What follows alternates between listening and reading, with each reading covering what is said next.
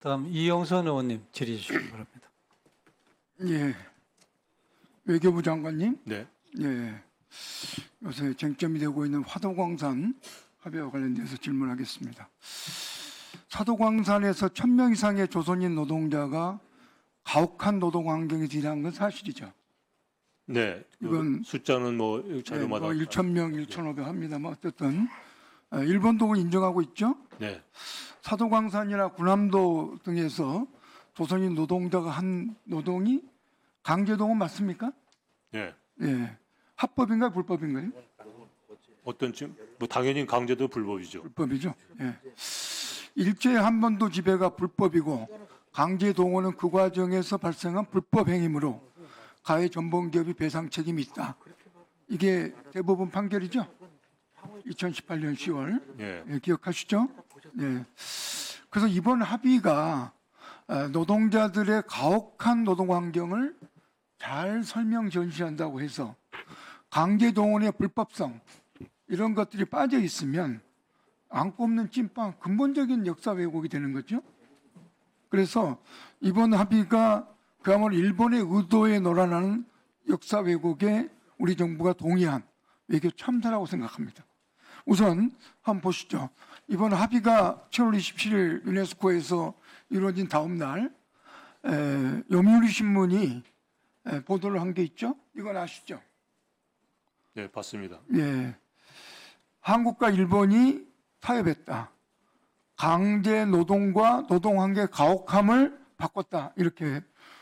그래서 이것은 내년 국교 정상화 6주를 앞두고 새로운 발화점을 만들지 않으려는 뭐 이런 아마 그 한국 정부의 뜻이 담겨 있다 이렇게 했는데 처음에 사도광산 유네스코 등재를 1차 추진할 때 우리 정부 입장은 단호했죠.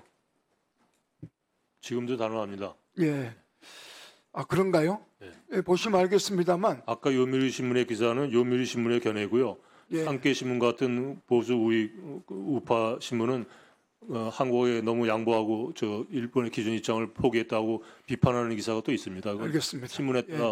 해석이 다르고요. 지금 보면 1차 추진했을 때 물론 문재인 정부입니다만 21년 12월에 보면 일본이 스스로 약속한 그 군함도 관련 후속 조치가 제대로 이행되지 못한 걸 지적하고 즉각 철회를 촉구했었고 강제 노역에 대한 충분한 서술 등재되지 않고서는 대응할 수 없다. 이 입장을 분명히 했었죠. 이건 뭐 22년 이후로 똑같은 입장이었고 그리고 거둬들이고 다시 23년 초 1월에 일본이 재차 추진을 하죠. 그때도 역시 그때는 윤석열 정부입니다만 장관께서는 아마 그때는 부임하기 전인 같습니다만 그때도 역시 2015년에 후속 조치에 관한 지적을 합니다. 그래서 일본 스스로 약속한 후속 조치 또 유네스코 세계유산위원회의 결정을 조속히 이행할 걸 촉구하죠. 그런데 그 변화가 말이죠.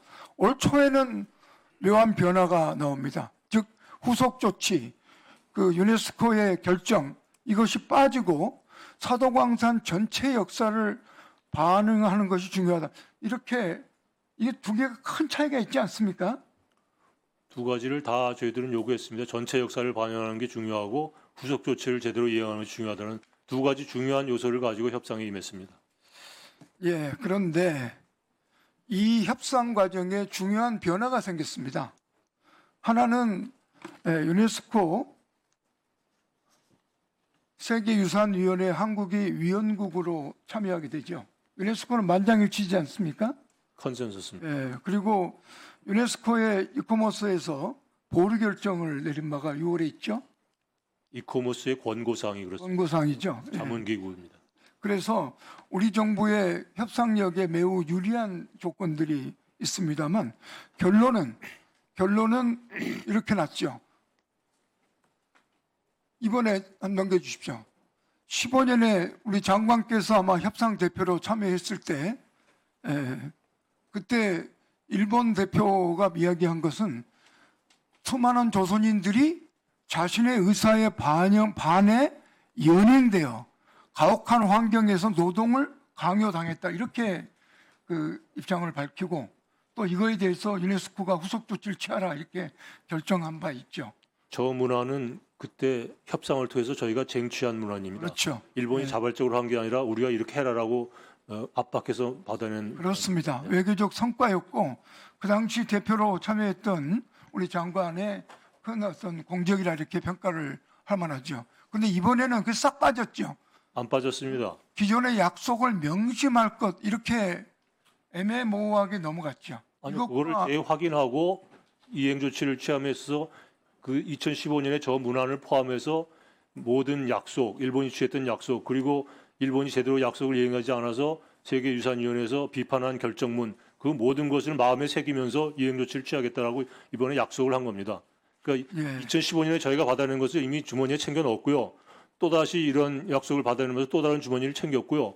실제로 전심을 확보를 해서 또 다른 주머니를 챙겨서 세 개의 주머니를 챙겼다고 저는 생각을 합니다. 이번에 예. 군함도 관련 후속 조치도 전혀 이행이 되고 있지 않습니다. 맞죠?